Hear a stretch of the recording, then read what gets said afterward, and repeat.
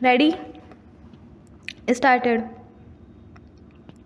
While making any correction in the entries relating to these matters, the requirement of moving the application within 3 years has to be adhered to, as any correction in regard to these entries would have an impact on the rights of other candidates when they seek admission to higher classes or employment. However, the other particulars contained in the certificate, like the name of the candidate or the names of the parents of the candidate, are not that relevant, and any correction made in regard to these particulars would have no impact on the admission or employment of other candidates. When so considered, we feel persuaded to hold that the time limit of 3 years prescribed in the substantive part of Regulation 7 for submission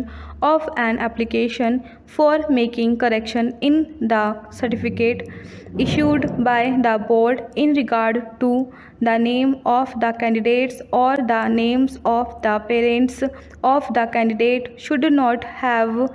been insisted upon, particularly when the board itself considered it appropriate or the names of the parents of the candidate to have no time limit under the proviso for making correction in regard to any spelling mistake in the name of the candidate or his parents. The applicant must, however, explain to the board the reasons on the basis of which the application could not be submitted earlier, and if it is found that the claim is bona fide and is otherwise justified, there is no reason to reject the application, as in the present case, merely on the ground of delay. Undoubtedly, the board has to examine whether any genuine ground has been made out for correcting the name, and it would be open to the board to consider all the relevant materials pertaining to the request for correction of the name Abhishek. In the circumstances, we are of the view that the impugned order of the first respondent rejecting the application submitted by the applicant for correction for the name of his mother in the high school and intermediate examinations only on the ground of delay is unsustainable. We accordingly direct the first respondent to reconsider the application, having due regard to all the documentary evidence which may be produced by the applicant. The first respondent would also be at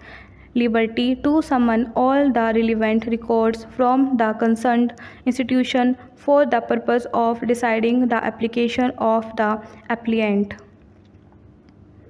We clarify that the interpretation which we have placed in the aforesaid terms governs only the mistakes in the certificate in the name of the candidate of in the names of his parents.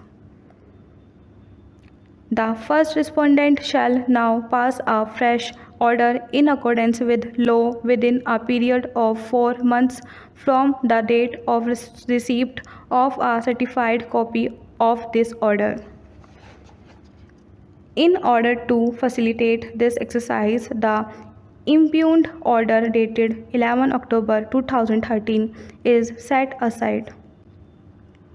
The order of the learned single judge shall in consequence be set aside and be substituted by the aforesaid directions. The appeal is accordingly allowed to the extent indicated above.